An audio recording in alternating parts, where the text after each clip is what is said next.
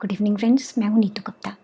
हमारे 5th chapter के 7 versus हम कवर कर चुके हैं और आज हम 8 से लेकर 13 तक के वर्सेस को कवर कर रहे हैं। लास्ट टाइम कृष्ण ने अर्जुन को बताया था कि कर्मयोग और ज्ञान योग एक ही है और जो सच्चा ज्ञानी व्यक्ति है वो इन दोनों को समान मानता है। आगे कृष्ण कहते हैं कि जो सच्चा कर्मयोगी है अर्जुन, चाहे सुनना हो, देखना हो, फील करना हो, सूंघना हो या उसकी 10 इंद्रियों के द्वारा की जाने वाली कोई भी एक्टिविटी, उसके अंदर वो खुद को करता नहीं जानता। वो जानता है कि ये सब काम तो केवल उसकी इंद्रियों के द्वारा किए जा रहे हैं। जो व्यक्ति अपने सारे कर्म भगवान को समर्पित करके करता है वो पाप से अछूता रहता है, ठीक उसी तरीके से जिस तरह से कमल पानी के अंदर रहकर भी पानी से अछूता रहता है। जो सच्चा कर्मयोगी है वो अपनी इंद्रियों से जो भी काम करता है उसका पर्पस सिर्फ एक ही होता है, खुद को प्यूरिफाई करना। कर्मयोगी अपने कर्म गॉड को समर्पित करके एक अनंत शांति को पा लेता है, जबकि जो सेंसेस के वश में होकर अपने कर्मों को करता है वो हमेशा संसार में भटकता रहता है। मुझे लगता है पूरी गीता के अंदर ये वाले जो वर्सेज है ना सबसे ज़्यादा कंफ्यूजिंग है। एक तरफ तो law of cause and effect जो में बांधे चला जा रहा है, हर वक्त ऐसा लगता है तलवार लेकर बंदूक लेकर कोई सर पे खड़ा है, चेक किया जा रहा है कहाँ गड़बड़ की और फटाफट आपको फंसा दो। जैसे वो होते हैं ना हमारे पुलिस वाले चालान काटने के लिए हर रेड लाइट पे खड़े होते हैं, इसी तरीके से law of cause and effect भी कुछ हमारे लिए रेडी रहता है हमेशा। तो एक तो ये महाशय हैं और दूसरा कृष्ण कह रहे हैं कि तुम फ्री हो, तुम बंधे हुए नहीं हो इनसे, क्योंकि ये तुमने थोड़ी किया है, तुम्हारे शरीर ने, तुम्हारी सेंसेस ने किया है। तो एक डुअल सी स्टेटमेंट लगती है ये सुनने में। डुअल है भी और थोड़ा सा हमारा समझने का तरीका है कि हम इसे कैसे समझ रहे हैं। तो देखिए इस चीज़ के अंदर ना पहली बात तो ये बताई गई है कि आत्मा अलग है, वो दूषित रहती है क्योंकि आत्मा डायरेक्टली कुछ नहीं कर रही। उसने शरीर धारण किए हुए अलग अलग कोशास उसके, जिनमें से एक फिजिकल है जो नज़र आ रहा है, बाकी उसके एस्ट्रल है, कॉजल है, सटल बॉडीज जिनके अंदर उसकी सेंसेस, माइंड, इंटेलेक्ट, ये सारी चीज़ें रहती हैं। और ये सब चीज़ें कंटिन्यूसली मैटर वर्ल्ड के साथ इंटरेक्ट करती रहती हैं, तो इनके इल्यूजन में आकर ये कहीं ना कहीं इम्प्योर, दूषित हो जाती है। तो कर्म जो बना रही है वो बना रही है, क्योंकि आपने तो आंखों से देखा ना इसमें आत्मा का क्या दोष।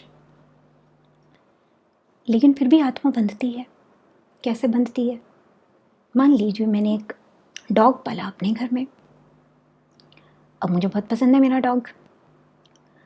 अब मैं उस डॉग को खुला छोड़ देती हूँ, वो रोज़ सड़क पर जाता है, लोगों को काटता है, डराता है उनको, किसी के भी घर में चला जाता है, उसका सामान गिरा देता है, मतलब परेशान है लोग उससे। अब मैं कह सकती हूँ भाई मेरी क्या रिस्पॉन्सिबिलिटी, मैंने थोड़ी ना तोड़ा है ये सब, आकर मुझे क्यों बोल रहे हो? जाओ जाकर डॉग को बोलो, वो कर रहा है ये सब कुछ। तो लोग बोलेंगे ठीक है तो फिर जाकर इसको जंगल में छोड़ कर आओ, यहाँ क्यों छोड़ा है, अपने घर में क्यों रख रहे हो फिर, और अपने घर से हमारे घरों में और सड़क पर क्यों भेज रहे हो? तो कहने का मतलब है अगर मेरा डॉग है तो मेरी रिस्पॉन्सिबिलिटी बनती है कि मैं इसको ठीक तरीके से ट्रेंड करूं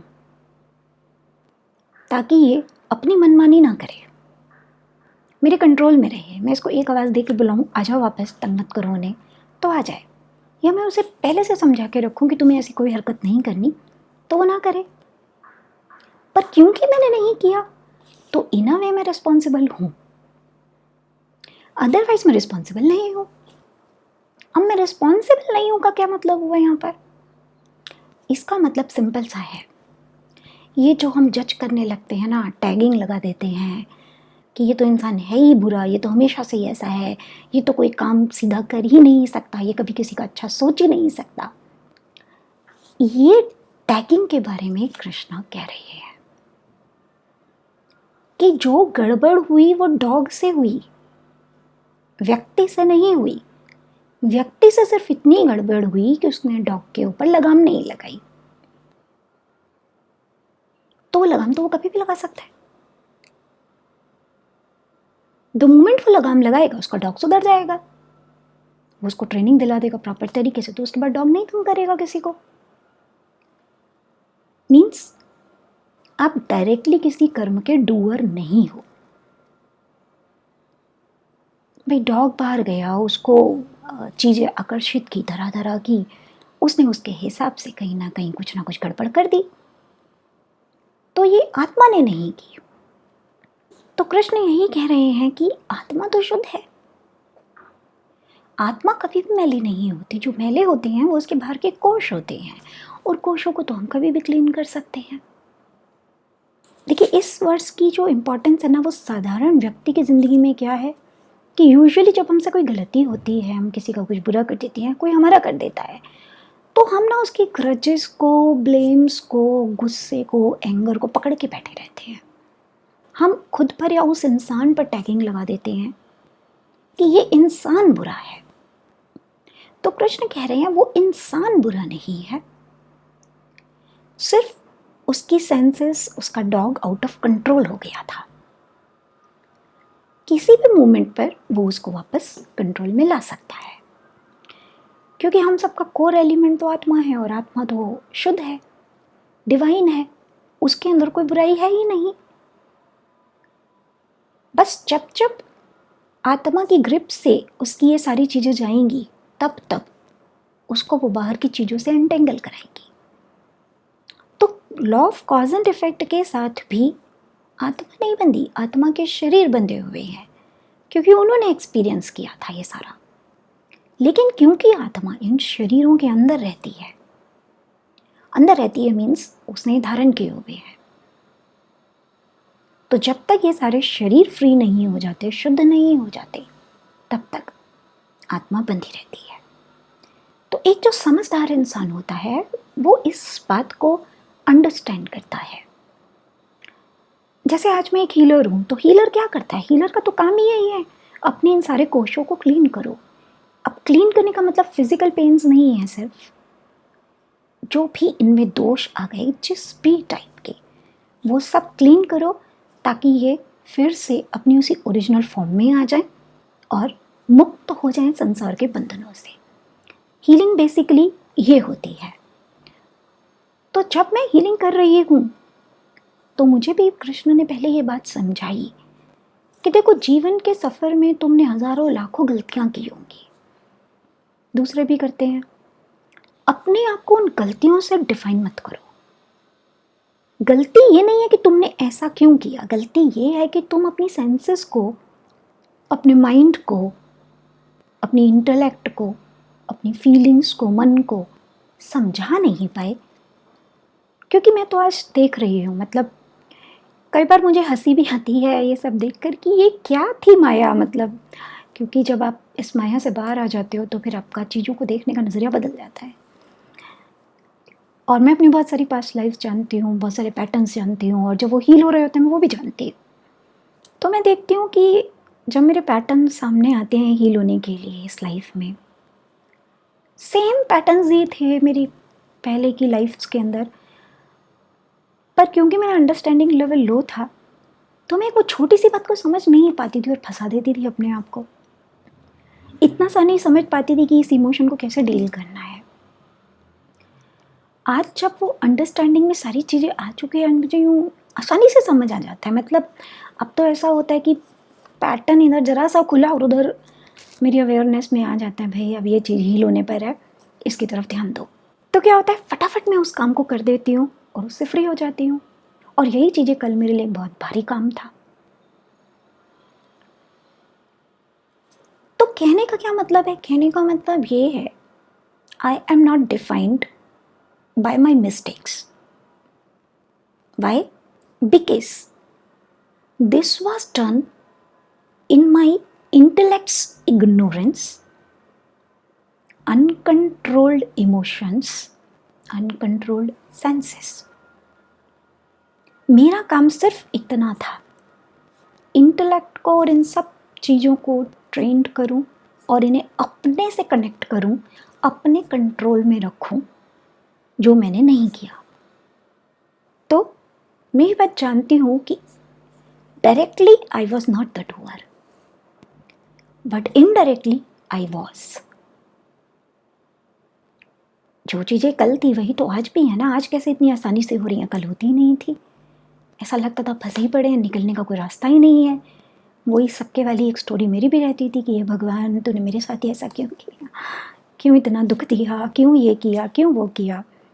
आज कोई प्रॉब्लम नहीं होती, आज इंस्टेंटली अंदर लाइट जलती है, देखते हैं अच्छा कहाँ मुझसे क्या गलती हो रही है, मैं किस चीज़ को सही तरीके से डील नहीं कर पा रही, इंस्टेंटली मैं उसको करेक्ट कर देती हूँ। लगता है माइंड आउट ऑफ ट्रैक जा रहा है तो उसको खींच के लाती हूँ, लगता है इंटेलेक्ट किसी इल्यूजन में आ रही है तो उसको वापस लेकर आती हूँ, लगता है सेंसेस कुछ ज़्यादा अपनी मनमानी कर रही हैं तो उनके ऊपर भी थोड़ा सा एक चेक रख कर कंट्रोल बनाती हूँ।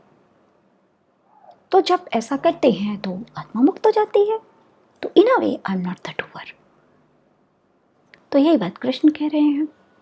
तो आगे कृष्ण कहते हैं कि तुम जो भी कर्म कर रहे हो ना, पहली चीज़ तो डिटैच होकर करो फ्रूट से, दूसरी चीज़ मुझे समर्पित कर दो। इसका क्या मतलब है?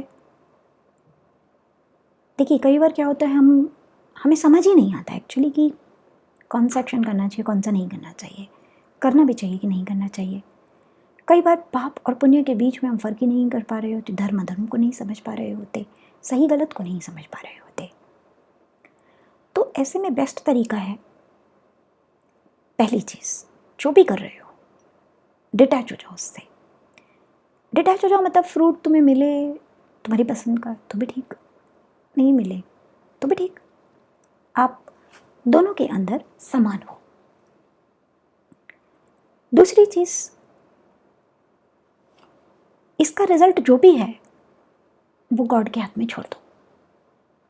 भाई पहले तो आपने खुद को डिटैच कर दिया, एक तो चीज़ हो गई कि आपने अपना मोह हटा दिया उसमें से। दूसरी चीज़ हो गई कि अब आपने भगवान को ये अथॉरिटी दे दी कि आप अपने हिसाब से मेरे लिए कुछ भी चूज़ कर लो, मैं उसके अंदर खुश हूँ। तो भगवान कहते हैं ऐसा करके अब तुम उस कर्म के पाप से, उसकी कॉन्सिक्वेंसेस से बंधोगे नहीं। हीलिंग में भी यही प्रिंसिपल काम करता है, हीलिंग भी यही होती है। लोग पूछते हैं कि किसी को हीलिंग दूं या ना दूं, कहीं ऐसा तो नहीं है कि मुझ पे कर्म आ जाएगा। तो मैं तो एक सिंपल सी बात कहती हूँ सबको कि देखो भाई, अगर उस पर्सन ने तुमको सामने से आकर कह दिया तो बात ही अलग है, यानी उसने अपनी विल दे दी और वो अपने ऊपर ले रहा है सारी रिस्पॉन्सिबिलिटी उस इंटेंशन की। पर अगर उसने तुम्हें कुछ नहीं कहा तो फिर तुम्हारा अगर मन कर रहा है किसी को अच्छी एनर्जी भेजने का तो भेज दो, कोई प्रॉब्लम नहीं है। लेकिन इंटेंशन सिर्फ इतनी डालो कि जो भी इसके बेस्ट हायर गुड में है और जो भगवान इसके लिए करना चाहते हैं वो करते हैं, बस बात खत्म। अब क्या है, अब भगवान के ऊपर है, तुम्हारे ऊपर नहीं है। पर तुम कहोगे अगर मैं चाहता हूँ ऐसा ऐसा हो जाए, मैं चाहता हूँ ये ऐसे ऐसे सोचने लगे, तो हो सकता है वो दूसरी आत्मा तैयार नहीं है उसके लिए और आप अपने आप से डाले जा रहे हो इंटेंशन। जब आप इंटेंशन डाल रहे हो तो आप अपने ऊपर ले रहे हो। तो यही होता है कृष्ण को कर्म समर्पित करने का मतलब, कि देखो मैं तो सिर्फ मेरा कर्म कर रहा हूँ, इस पूरे उसमें जो भी मुझे करना है मैं वो कर रहा हूँ। अब इसका जो भी रिजल्ट है वो आप देख लो, आपको क्या देना है क्या नहीं देना, देना है या नहीं देना, सब आपकी मर्जी। मेरा अब इसके अंदर कुछ वो नहीं है। तो जब इस तरह से काम होता है, और यकीन मानिए मैंने एक बार नहीं, मैंने बहुत बार, इनफैक्ट आज तक भी, मैं जब भी कहीं कोई डाउटफुल होती हूँ किसी कर्म को लेकर, क्योंकि मैंने कहा ना डुअलिटी है, एक तरफ संसार का धर्म अधर्म होता है, दूसरी तरफ आत्मा का होता है। कई बार हमें नहीं समझ आता कि हम जो कर रहे हैं वो ठीक है या नहीं है, हमें ये करना चाहिए या नहीं करना चाहिए। आत्मा कुछ कह रही होती है, बाहर की आवाज़ें कुछ और कह रही होती हैं। तो मैं तो ऐसे में सुनती हमेशा आत्मा को ही हूँ और सब कृष्ण के हाथ में छोड़ देती हूँ कि कृष्ण मुझे नहीं पता मुझे क्या करना चाहिए, मुझे बस इतना पता है कि मुझे मुक्त होना है इससे। मैं कुछ भी नहीं कह रही कि रिजल्ट मेरे तरीके से आए ना आए, मुझे विश्वास है तुझ पर, तू देगा तो भी अच्छा, नहीं देगा तो भी अच्छा ही होगा। जो मैं चाहती हूँ वो दे देगा तो भी अच्छा होगा, जो मैं मांग रही हूँ वो ना दे के कुछ और दे देगा तो उससे भी अच्छा होगा। शायद मैं गलत चीज़ मांग रही हूँ। तो मैं तो इस तरह से कृष्ण के हाथ में छोड़ देती हूँ। अगर कभी मेरा एक्शन अलाइन नहीं होता तो कृष्ण मुझे वो काम करने ही नहीं देता, मेरे सारे रास्ते बंद कर देता है। और मैं अभी भी समझ चुकी हूँ कि कब रास्ते कृष्ण बंद कर रहा है, तो मैं चुप हो जाती हूँ उस जगह पर, मैं फिर और फोर्स नहीं लगाती। और जो काम अलाइनमेंट में होते हैं या कृष्ण चाहता है मैं करूँ, वो कृष्ण मुझसे किसी ना किसी तरीके से मुझे ये भी समझा देता है कि मैं चाहता हूँ तुम ये करो, तो मैं वो कर लेती हूँ। अब उसका रिज़ल्ट क्या होगा मुझे नहीं पता होता। जैसे मैं पहले बता चुकी हूँ, ये वीडियो मैं बना रही हूँ, मुझे नहीं पता इसका क्या रिज़ल्ट है, क्या नहीं है, कुछ है या नहीं है, मुझे नहीं पता। मैं तो सिर्फ बना रही हूँ क्योंकि मेरे अंदर एक आवाज़ बोल रही है बना दो। वो बोल रही है तो कुछ अच्छा ही होगा। तो अब क्या है, फेलियर सक्सेस दोनों मुझ पे नहीं है। मेरा काम सिर्फ मेरा काम ठीक से करना है। हाँ, मैं उसमें कुछ गड़बड़ करूँ तो मेरे कर्मा बनते हैं, लेकिन जब मैंने सब उसी पे छोड़ दिया तो पूरी ट्रेनिंग वही करवाता है। अब क्या है ना, जैसे समझ लो कि कंपनी का बॉस तो कृष्णा है, मैं तो सिर्फ उसके अंडर काम करती हूँ, तो प्रॉफिट लॉस सब उसका है, सारी रिस्पॉन्सिबिलिटी उसकी है। मैं तो बस फ्री हूँ कि जैसा वो कहता है उसके ऑर्डर मान लेती हूँ। ऑर्डर भी कोई ऐसे ऑर्डर जैसे नहीं होते, ये एक एग्जाम्पल है सिर्फ। यहाँ सब कुछ म्यूचुअल अंडरस्टैंडिंग से होता है, एक समझ से होता है, एक प्यार से होता है। इसमें कोई बड़ा छोटा नहीं होता, क्योंकि कृष्ण के काम करने का तरीका यही होता है। और वास्तव में जब हम उसकी अलाइनमेंट के साथ काम करते हैं, उसके तरीके से काम करते हैं, तो ऐसा लगता है कितना बोझ उतर गया आपके ऊपर से, क्योंकि आपको अपने अंदर पता है आप सही हो। और ये एक बहुत बड़ी चीज़ है। बाहर की दुनिया तो आपको हर वक्त बोलती है आप गलत हो, हर बात में बोलती है आप गलत हो। द मोमेंट आप उनके हिसाब से कुछ नहीं करोगे या उनके बिलीफ में आपका एक्शन फिट नहीं होगा, वो आपको सीधा बोलेगी आप गलत हो। इसलिए खैर हमें बाहर से तो कोई इतना मतलब होना भी नहीं चाहिए, हमें मतलब होना चाहिए अंदर की आवाज़ से, क्योंकि इसे ही हमें पूरा दिन सुनना होता है, पूरा दिन फेस करना होता है। अंदर की आत्मा को कहना चाहिए कि तुम गलत नहीं हो। और ये तभी होता है जब हम कृष्ण को, यूनिवर्स को, उस डिवाइन को सब समर्पित कर देते हैं। क्योंकि अब मैं डूअर नहीं हूँ, अब डूअर वो है। तो इसमें भी दो चीज़ें हैं। पहली तो ये है कि उसको वही समर्पित किया जा सकता है जो शुद्ध है। ऐसा नहीं है कि आपने उल्टे सीधे काम किए, गलत काम किए और जाकर बोलो लो भगवान समर्पित कर दिया आपको। वो नहीं होता, और वो एक्चुअली हो ही नहीं सकता। आप सोच के देखो, अगर आप किसी को धोखा देते हो, क्यों दे रहे हो? या तो आपको उसमें मज़ा आ रहा है, वो भी आपका एक फ्रूट हो गया, आपने मज़ा ले लिया ना। या फिर आप उसको धोखा देकर अपनी पॉकेट को भरना चाहते हो, तो ये भी आपका एक फ्रूट हो गया। यानी कि आप फ्रूट के साथ अटैच हो, आप फ्रूट को एंजॉय कर रहे हो। तो अब ये वाला कर्म वहाँ नहीं जा सकता। पर अगर आपसे अनजाने में धोखा दे दिया गया, यानी कि आपने फ्रूट ना तो लिया, ना चाहत की, ना आपको पता था उसके बारे में, अब ये वाला कर्म आप समर्पित कर सकते हो कि आप ले लो, मुझे तो समझ नहीं है कि मैं क्या करूं। आप सजा दोगे तो मुझे सजा भी मंजूर है, आप जो कहोगे मुझे मंजूर है। मेरी वजह से उसका इतना नुकसान हुआ, अगर आप कहते हो कि मैं अपनी पॉकेट से उसका नुकसान भर के आऊँ, मैं उसके लिए भी तैयार हूँ। तो ये होता है समर्पित करना अपने काम को। ये नहीं होता कि अपनी मनमर्जी भी चला लो और बाद में स्मार्ट बन के भगवान को बोलो लो जी कर दिया मैंने सब समर्पित, आपने कहा था अब तुम पे पाप नहीं आएगा। तो भगवान इतने शुद्ध हैं कि हम उन्हें शुद्ध भोग ही देते हैं। यज्ञ की अग्नि में शुद्ध सामग्री डाली जाती है, बेकार नहीं डाली जाती। तो भगवान बेकार तो किसी का वैसे भी लेते ही नहीं है, और लेंगे क्या, आप पहुंचेगा ही नहीं उन तक, क्योंकि जब तक उसके अंदर वो अटैचमेंट है वो आप ही के पास रहेगा, उनके पास जाएगा ही नहीं। तो ये इस वर्ष का मतलब है। आगे कृष्ण ये भी बोलते हैं कि जो एक सच्चा योगी है, कर्मयोगी, यानी कि जो कर्मों से फ्री होना चाहता है और अपने कर्म अलाइंड होकर करता है। तो कृष्ण कहते हैं कि ये जो इंसान होता है, इसका हर कर्म जो ये अपने सेंस से करता है, माइंड से करता है या इंटेलेक्ट से करता है, उसका एक ही पर्पस होता है, प्यूरिफिकेशन। Purification of senses. भटक रही हैं तो ठिकाने लाओ उन्हें, कोई इनमें दोष आ गए तो ठीक करो उन्हें। इंटेलेक्ट इल्यूजन में आ गई, गलत जगह लग गई, नेगेटिव हो गई, तो उसको ठीक करो। ऐसे इमोशंस इम्प्योर हो गए तो उसको ठीक करो। तो वो जितने भी एक्शन करता है ना, वो मेक श्योर करता है कि मेरा हर एक्शन कहीं ना कहीं मेरी फैकल्टीज़ को, इन चीज़ों को प्यूरिफाई करे, इनमें दोष और ना डाले। और ये ना ऑटोमेटिकली होता है। आज मैं भी जितने भी एक्शन करती हूँ, क्योंकि मैं कर्मयोगी हूँ। कर्मयोगी हूँ मीन्स मैं कर्मों से मुक्ति के रास्ते पर चल रही हूँ। अगर मैं कर्मों से मुक्ति के रास्ते पर चल रही हूँ तो बहुत ऑब्वियस सी बात है, मैं हर वक्त ये देखूंगी कि कोई भी मेरा कर्म डिसअलाइनमेंट में तो नहीं जा रहा। मेरी हर एक्शन मुझे मेरी फॉर्म में वापस आने में मदद दे रहा है ना, उसको अपोज तो नहीं कर रहा ना।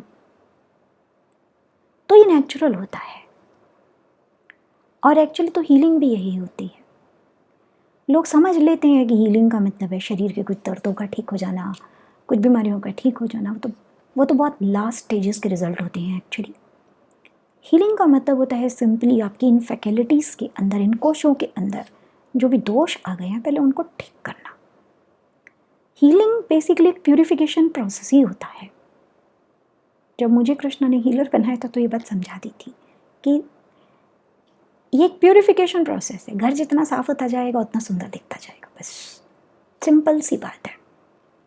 अगर आप ये सोचो कि सफाई नहीं करूं और वैसे सब कुछ सुंदर दिख जाए, वो नहीं हो पाएगा। तो ये सफ़र ही यही है। अब प्यूरिफाई करने की ज़रूरत इसलिए पड़ रही है क्योंकि गंदा हो गया। एक बार सब साफ हो जाएगा तो बस उसके बाद तो इतना ध्यान रखना है। देखो हमारा घर होता है ना, सदियों से बंद पड़ा है, तो कितने जाले वाले सब कुछ होता है, तो साफ करने में बहुत टाइम लगता है। अब रहना है तो करना ही पड़ेगा। पर जब आप एक बार उसको साफ कर दो तो फिर तो बस मेंटेन करना है डेली का। थोड़ा बहुत कचरा वचरा साफ कर दिया, विंडोज़ बंद करके रखी कि बाहर से धूल मिट्टी अंदर ही ना आए, तो फिर आपको इतना टाइम नहीं लगता। तो अभी क्योंकि हमारे सबके घर ना बहुत गंदे हो गए हैं, तो हमें थोड़े साफ करने पड़ेंगे। तो हमें अगर सच में कर्मों से मुक्ति चाहिए तो हमें बहुत केयरफुली अपने एक एक एक एक दोष को, एक एक एक एक कमी को, बीमारी को ऑब्जर्व करना होगा और मेक श्योर करना होगा कि मैं जो भी एक्शन अब ले रहा हूँ, ले रही हूँ, ये उसको, मेरी बीमारी को बढ़ाए नहीं, कम करे। आपको अगर पता चल गया मुझ में ईगो है किसी पॉइंट पर, तो अब आपका जो अगला एक्शन है उसमें आपको देखना होगा कि इसमें ईगो तो नहीं आ रही है एक्शन में। आपको और थोड़ा डाउन टू अर्थ बनकर, हम्बल बनकर, ईगो हटाकर वो एक्शन करना होगा। अगर आप सच में मुक्ति चाहते हो तो। जो नहीं चाहते और सिर्फ बोलते हैं तो ठीक है, वो तो कुछ भी करो। पर यहाँ बात हो रही है सच्चे कर्मयोगी की। तो सच्चा कर्मयोगी तो एक स्पिरिचुअल वॉरियर है जो हर वक्त अलर्ट मोड में रहता है। वही कृष्ण कहते हैं कि जो ईश्वर को सब समर्पित कर देता है तो उसको परम शांति मिल जाती है। क्योंकि जैसा मैंने कहा, बोझ उतर जाता है आपके ऊपर से। अभी तक क्या था, बोझ है। आपको लगता है मैं अकेला हूँ इसके अंदर, लेकिन अब आप अकेले नहीं हो, क्योंकि अब तो आपके साथ में वो एक और शक्ति मिलकर काम कर रही होती है। तो आपको पता है कि जो रास्ते मुझे नहीं पता उसको तो पता है, वो मुझे निकाल देगा। तो एक अलग तरीके का आनंद अंदर आता है, अलग तरीके की शांति, पीस अंदर आता है, जो उस इंसान को नहीं मिल पाता जो संसार में भटक रहा है, सेंसेस के, माइंड के, बुद्धि के कंट्रोल में, ईगो के कंट्रोल में आकर जो अपने एक्शंस को चूज़ कर रहा है। तो जो व्यक्ति इस तरह से रहना सीख जाता है, कंट्रोल डेवलप कर लेता है, डिटैच होने लग जाता है और भगवान को कर्म समर्पित कर देता है, अब ऐसा व्यक्ति आराम से जीवन को जीता है। 9 गेट्स का जो शरीर है वो बेसिकली जस्ट बोलने के लिए बोल दिया गया है। इनकी डिटेलिंग में हमें इतना ज़्यादा जाने की ज़रूरत नहीं है जितना कि बहुत से लोग एक्सप्लेन करते हैं। तो बेसिकली वो ये एक शरीर है जिसके अंदर 9 ओपनिंग्स हैं। ओपनिंग्स क्या हैं? जिसके ज़रिए हम दुनिया से इंटरेक्ट कर रहे हैं। माउथ हैं, आईज़ हैं, ऐसे करके आपके 9 हैं। कहने का मतलब है इस शरीर के अंदर वो आत्मा शांति से, पीस से रहती है, जो इस तरीके से जीवन जीना सीख जाती है। तो आप समझ ही गए होंगे, बहुत इंपॉर्टेंट है ये वर्सेस आपके लिए, सभी के लिए हैं एक्चुअली। और ख़ासकर अगर हम अपनी ज़िंदगी से दुख दूर करना चाहते हैं, खुशियाँ लाना चाहते हैं, पीस लाना चाहते हैं। अगेन मैं यही बात बोल रही हूँ, स्पिरिचुअल लाइफ हमसे अलग नहीं है, हमारा हिस्सा है। ये हमारी अज्ञानता है जो हम सोच रहे हैं कि स्पिरिचुअल लाइफ कोई अलग से करने वाली चीज़ है, कोई ऐसी चीज़ है जिसके लिए मुझे संसार छोड़ना है। आपको संसार में स्पिरिचुअल तरीके से रहना सीखना है, जो कुछ भी नहीं है। अपने अंदर आई हुई बुराइयों को दूर करना है, हर चीज़ में डिटैच होकर जीना सीखना है, बस इतना सा काम करना है। तो इन वर्सेस पर मेडिटेट कीजिए। मेडिटेट करेंगे तो कुछ और नए मीनिंग्स खुलकर आपके सामने आएंगे। चलिए, तो नेक्स्ट टाइम आगे के वर्सेस पर डिस्कशन करेंगे। तब तक के लिए जय श्री कृष्ण।